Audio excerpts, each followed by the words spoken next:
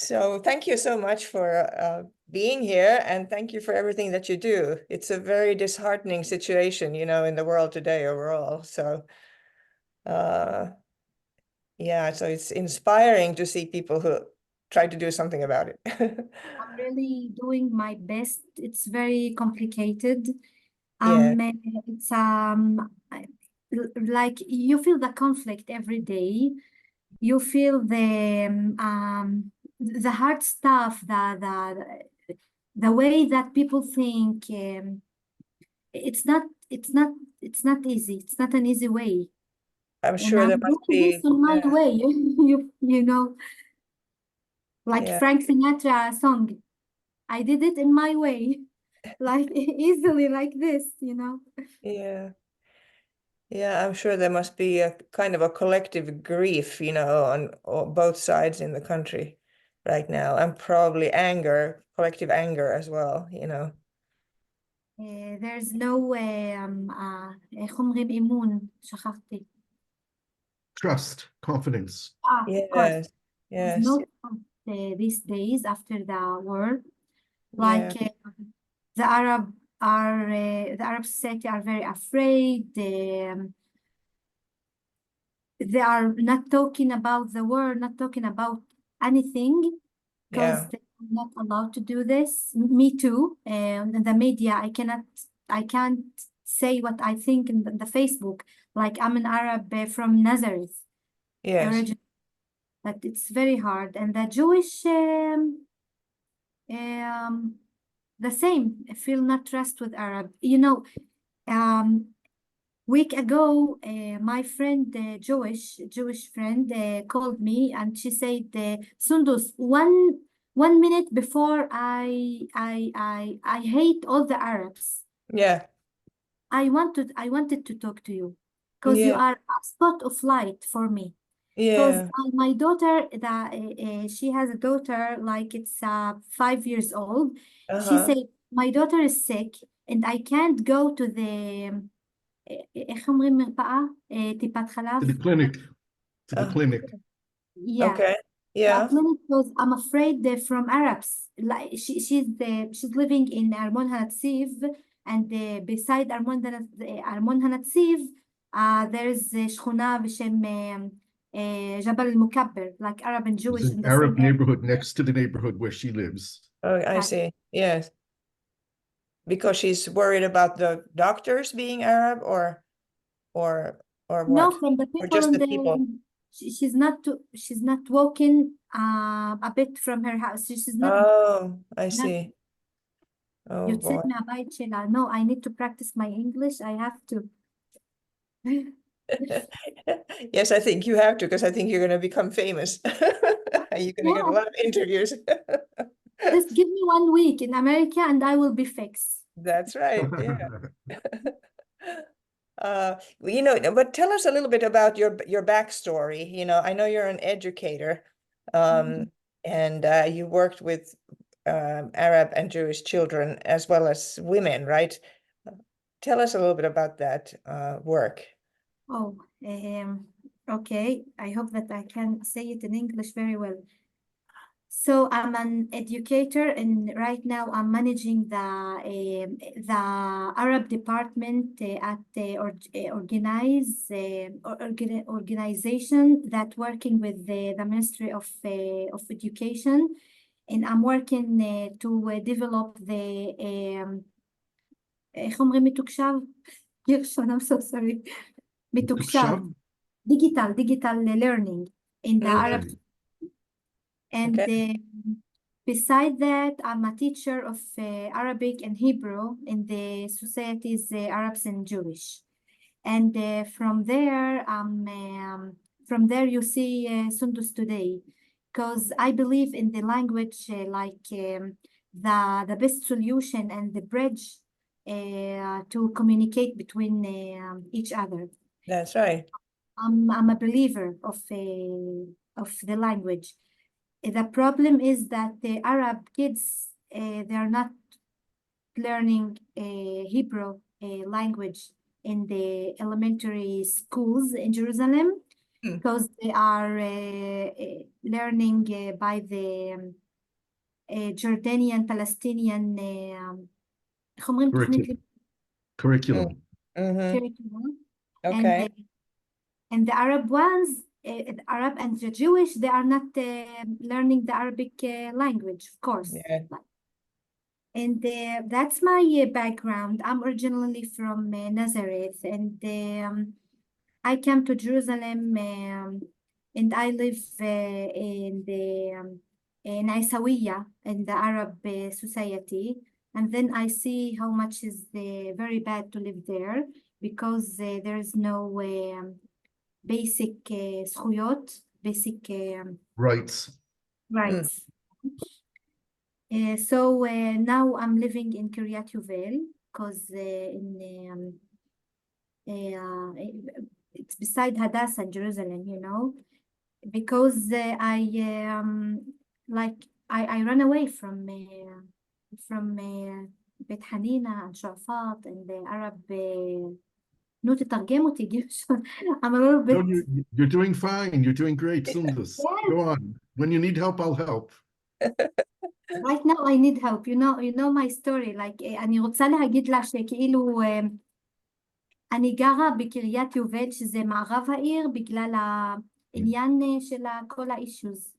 She lived in Arab neighborhoods in Jerusalem and found that the services and the infrastructure was so terrible that it was really difficult for her to live there. Every aspect of it, driving to work, the lack of all municipal services, the infrastructure is really primitive. And today she's living in a Jewish neighborhood in West Jerusalem because it was just intolerable. And this also gave her the sense of how 40% of the city of Jerusalem is living, the Arab side of Jerusalem, which is part of the Jerusalem municipality. There are almost 40% of the city who are basically without rights in the city. And one of the reasons, or one of the main reasons, one of the reasons is because they have boycotted the elections in Jerusalem forever. They're not at the table. They don't have a voice. They don't get to vote. They aren't there when the committees are dividing up the pie of the budget and demanding their rights. And Sondos came along and said, this is not tolerable. We have to break this boycott and we have to have a place at the table. I'll just comment that what Sondos is doing is historical. And if she succeeds to get into the table, it's a game changer because she might be one person in the city council in the next 5 years, but she is opening up a door that will enable massive participation in the future. She's breaking barriers that have never been broken before. In 75 years of Israel, this is the first time that there is an Arab woman who has a very good chance of getting in the Jerusalem City Council. And the fact that she's an Arab woman is also a game changer. The fact that she's a woman puts her into a different position in her ability to make change in Jerusalem. Yeah, this is really fantastic. And I understand you have a lot of support also among the Jewish population, the liberal Jewish population in Jerusalem, right? Gershon, my #1 supporter. Yes, great. Yeah, so yeah, how is that going anyway? Do you think you'll change the minds of the Arab population and get them to vote? It's very hard, and now I can understand why anybody not doing this, like anybody can do this, because it's really very hard. You know, people send me messages, what are you doing? It's very hard to talk to people about elections in Jerusalem. It's a betrayal for the identity of Jerusalem, of I don't know, stuff like this. Like oh my God, why it's very hard? Why it's relevant to the why it's relevant to these issues? Like we need our basic rights, and that's all. We are paying to the Municipality. Yeah. Municipality. Yeah, Yeah. we are from the Arab society. We are giving them 300 million, right, Gershon? 300 million shekels. No, much more than that. And we get nothing. Much more than that. Wow. Much more. Much more. And we get nothing. I'm telling them. And you know, I discovered that people are very tired, and the fact that they are not really going to the elections it's not true. It's not true story. Like, I'm discovering new things by the society. People telling me we are very tired. We are feeling that we are not a human being. We are feeling that we are not living in dignity. We are feeling like that there is no hope and no future for our kids. We are not feeling well, and we need something like you, someone like you, to come and to give us our basic rights. And I'm telling them, so why they all of them talking about that the elections, it's betrayal. They say, I don't know who's doing this and who is talking like that. Maybe there are some guys from the Rashut, from the Sulta. From the Palestinian Authority. Yeah, Palestinian Authority. Like, I think that there is something that not very clear here in this story. There's something that mystical, right? Mysterical. It's mistaken. No, Yeah, for 56 years. غامض. It is a conspiracy. Not to get the Arabs to vote, because the Arabs have the right to vote, yes, but they just They have the don't. right to vote, but for 56 years they've been boycotting the election, Someone has persuaded them, claiming that voting would provide recognition of Israel's sovereignty, illegal sovereignty in East Jerusalem. And what we've been saying, what I've been trying to get someone on the Palestinian side to run since 1992, is what we said is you can demand your municipal rights, you pay your taxes, and you don't get your fair share of what you deserve. Rights aren't given, rights are taken. You have to demand your rights, which means you have to participate. You can deny Israel's sovereignty over East Jerusalem. You can claim your support for a Palestinian state and that East Jerusalem should be the capital of the state of Palestine, and still participate in the municipal elections without giving up your identity or your claim of sovereignty. Yes. Yeah, isn't that always the case, that you don't get your rights unless you're demanding them and fighting for them? Nobody else is going to give you your rights. That's right. Exactly. That's what I'm telling people. That's what I'm trying to convince them. Like, they don't have to somebody to convince them, but they want somebody that they have a courage. Like, they want someone that they can say that I trust them. Like, I trust her. I trust Sondos. Something. Tell me a little bit more about going back to your previous work, working with children and women, as I've understood. We're an organization for gender equality and women's empowerment. So that's why we try to support women human rights defenders whenever possible. But tell me a little bit about, like, those interactions, where you say the language is a door to communication.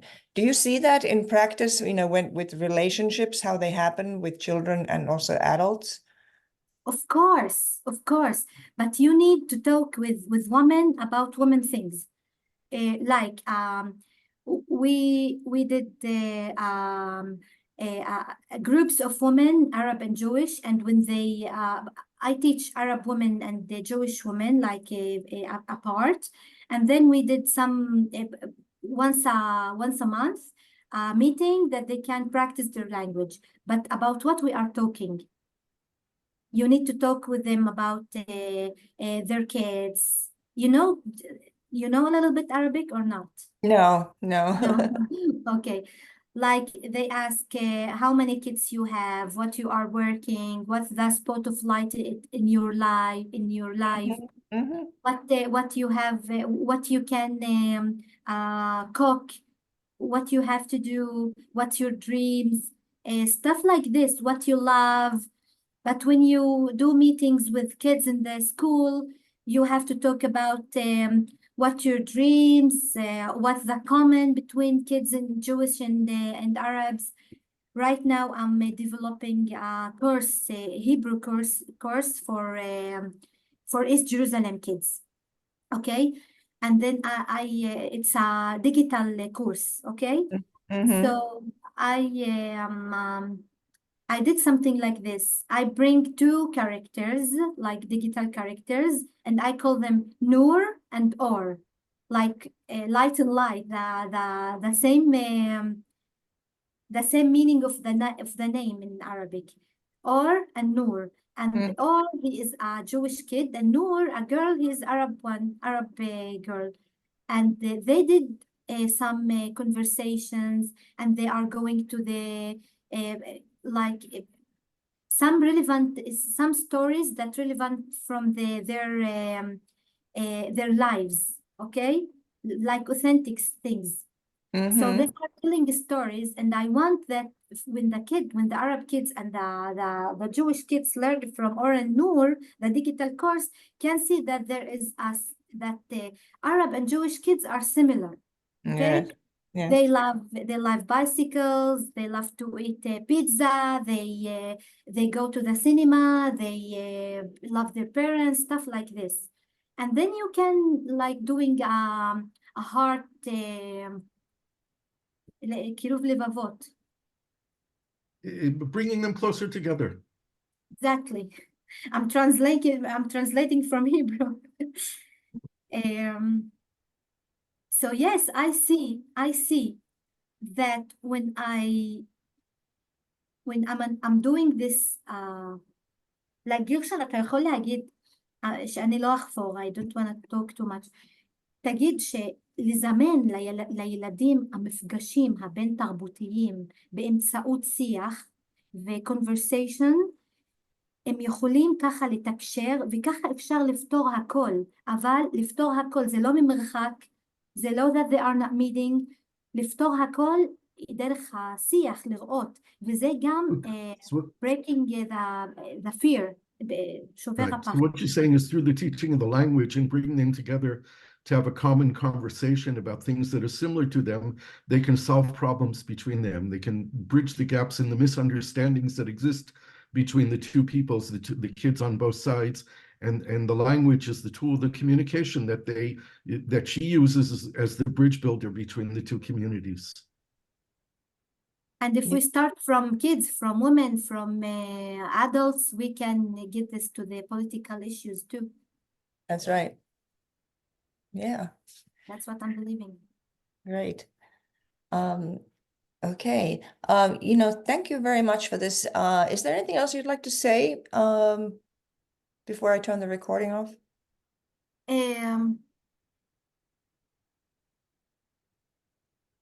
No, if you have another question. I'd like to say something if I could. Yes, please go ahead. I think it's really important to know that a big part of the reason why we haven't had a Sondos in 56 years is because people who have stood for elections in Jerusalem in the past have been physically threatened with death. There are people on the Palestinian side who have created fear and have physically threatened people's lives and the lives of their families in the past. And there are two things that are unique about this opportunity now with Sondos. Is one, she's an Israeli citizen.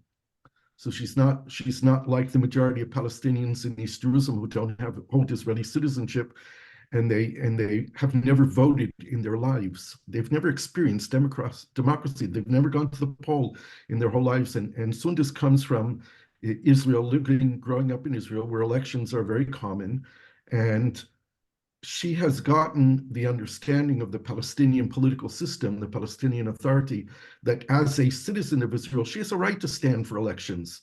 She already lives in the sovereign state of Israel. So this is one thing that differentiates her from other people. The second thing is that she is a woman, and she's a very brave and courageous woman, which is outstanding.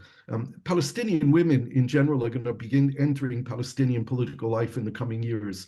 They've been struggling for their independence as women, There is a large majority of women in all the Palestinian universities who are graduating mathematics and science and engineering and computers, and they're doing that to assert themselves as women in a very patriarchal traditional society. And as they're doing that, they will emerge into Palestinian political culture, and there will be Palestinian political leaders in the future. Sondos is a pioneer in doing what she's doing. She really is. There are very few women in running for city councils around Israel in general, and almost none leading a political list. Even in Jewish society, there are very few women at the top of a political list running for election. So she's really unique, and she deserves all the support we can give her. Thank you. That's really, really And good the other information. women, I want to inspire other women, because it's we are the women. I'm so sorry, Gershon, but we are the women very, very strong. We can do everything, I believe we that are not too. doing anything being like just because we are women, and that's not right. I wanna show all the women in the world that we can do this. That's right. And I will start. Yes. And thank you, Gershon, for saying that. I meant to ask actually whether you have experienced any sort of harassment, or it's so common, you know, when women enter into politics anywhere, they get physical and online threats, you know, and that does often force them, you know, to drop out. But that is, of course, empowerment, you know, means that you also then, you know, can influence legislation in society, and that's the way to lasting change. Have you experienced that yet already, or have you already Sorry? received threats for participating or trying to do what you're trying to do? אם קיבלתי No, at אנשים all, איימו at עליי. all. Not at all. Excellent. Okay, we hope it continues that way. I hope so. I hope so. Amen, amen, amen. Yeah, yeah. Well, thank you so much. I'm going to turn off the recording now. Thank you both for being here.